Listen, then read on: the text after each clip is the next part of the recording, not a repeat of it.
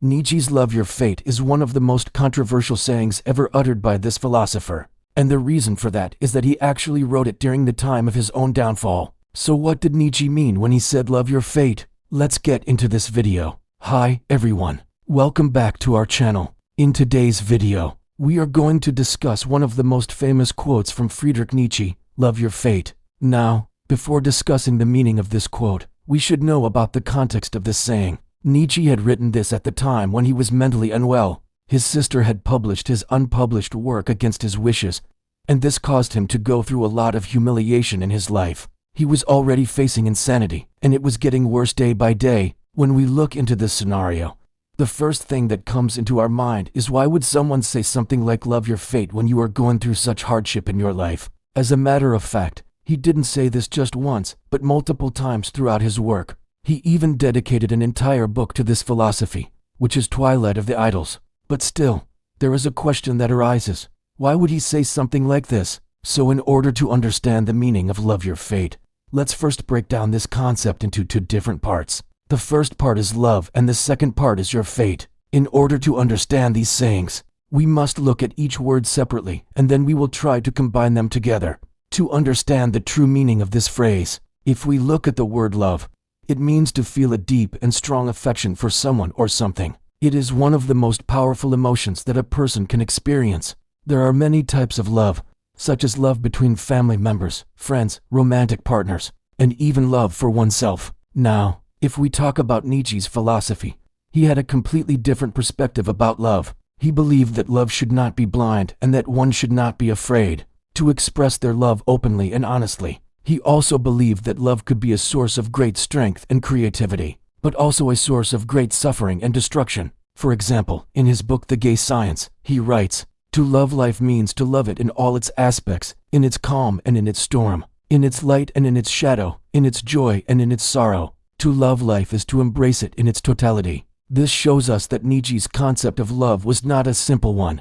Instead, he saw it as a complex and multifaceted emotion that should be embraced in all of its forms. Now let's move on to the second part of this saying, which is your fate. Fate refers to the supposed force that controls the course of events in a person's life. It is often seen as something beyond our control, something that just happens to us. However, Nietzsche challenged this view of fate. He believed that we are not simply victims of fate, but rather we have the power to shape our own destiny. He says, "The most important and indispensable thing is to know how to wait." And what is waiting? It is a form of daring, a daring almost amounting to optimism, a faith that what is to come will come to pass. Willingly or not, we must all of us one day accomplish our destiny. We are all predestined to accomplish it, to bring it about. To this end, we are born with an instinctual knowledge of the path to follow.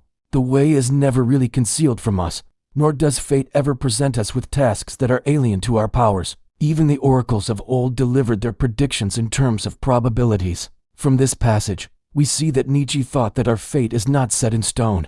Instead, it is something that we can influence and change. He believed that we all have a destiny to fulfill, but we are the ones who decide whether or not we want to fulfill it. Now that we have broken down the meaning of both of these words, let us put them together to try to understand the full meaning of the saying "love your fate." When we love something, we accept it as it is. We don't try to change it or deny it. Similarly, our fate is beyond our control. It is what it is. So to love your fate means to accept your fate as it is. It means to take responsibility for your actions and the consequences of your actions. It means to embrace the good and bad times in life and to learn from them. But there's another level to this saying. Loving your fate doesn't just mean accepting it, but it also means affirming it. It means finding value in your experiences and making the most of them. It means being grateful for what you have and not always wanting more. This affirmation can be difficult in moments of suffering and hardship, but according to Nietzsche, it is in these moments that we have the opportunity to grow and become stronger.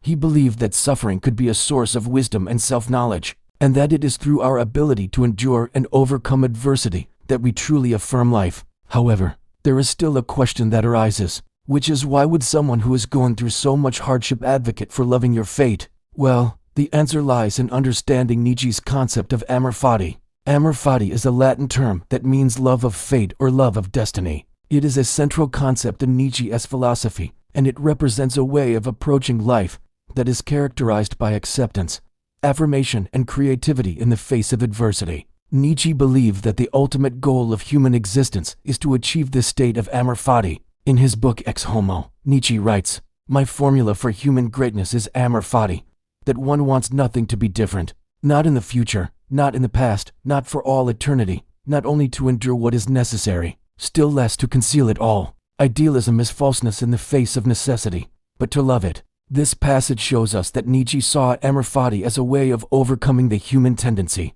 to escape from reality. According to Nietzsche, we all try to escape from the suffering and the harshness of life. Some people do this by denying the reality of their situation, while others try to change it. However, Nietzsche believed that the only way to truly overcome life as challenges is to embrace them and to find a way to love them. But the question remains, how can we love our fate when we are going through so much hardship? Well, Nietzsche believed that it is in the very nature of things that both our greatest suffering and our greatest growth can come from the same source. He said, "Our greatest suffering can come from the same source. Our greatest growth comes from the same source. What does not destroy me makes me." In other words, it is through our struggles and our pain that we become stronger and wiser. And it is only by embracing our fate, including the suffering that comes with it, that we can truly affirm life. So now we can understand the deeper meaning of Nietzsche's saying, "Love your fate." It is not a call for passive acceptance of our circumstances, but a call for active affirmation of our destiny. It is a call to embrace the totality of our existence, the good and the bad, and to find a way to love it all. By doing so, we can achieve a state of Amor Fati and reach our fullest potential as human beings. However, it is important to remember that Nietzsche was writing during a time of great personal suffering, and it is possible that his thinking was influenced by his own experiences. Nevertheless, his ideas have had a profound impact on the way we think about fate and the meaning of life. Thank you for watching this video. If you enjoyed it, please subscribe and like the video. And if you have any thoughts or opinions on Nietzsche's saying "Love your fate," please share them in the comments below. We would love to hear from you. Have a great day and see you in the next video. The postulate "Love your fate," Latin, Amor Fati, is one of the most profound and challenging ideas in Nietzsche's philosophy. It goes far beyond simply accepting life's circumstances. It is about embracing everything that happens, both the joyful and the painful, as necessary and even beautiful parts of existence. For Nietzsche, life should not be endured reluctantly or passively. It should be affirmed in its entirety, without wishing for it to be different. At its core, Amor Fati asks us to see every event, success, failure, suffering, pleasure, not as random accidents, but as essential threads in the unique fabric of our destiny. Instead of fighting against reality, we are called to recognize that each experience contributes to our growth, shapes our identity, and allows us to live more authentically. This means not just tolerating hardship, but loving it, because it is inseparable from the moments of triumph and joy. Nietzsche presents this attitude as the ultimate expression of strength and freedom. To love your fate is to transcend resentment, regret, and the illusion that life could or should be otherwise. It is to look back on your life, even its darkest hours, and say, "Yes, I would live it all again exactly the same." This radical affirmation transforms obstacles into opportunities for self-overcoming and turns inevitable suffering into a source of meaning and vitality. Ultimately, Amor Fati is not blind optimism, but a courageous engagement with reality as it is. It asks us to stop dividing life into good and bad parts, and instead to embrace the whole as a work of art, one that is only complete when every brush stroke, even the harshest ones, is valued. By loving our fate, we align ourselves with the flow of existence, dissolve unnecessary inner conflict, and cultivate a deep, unshakable gratitude for the privilege of being alive.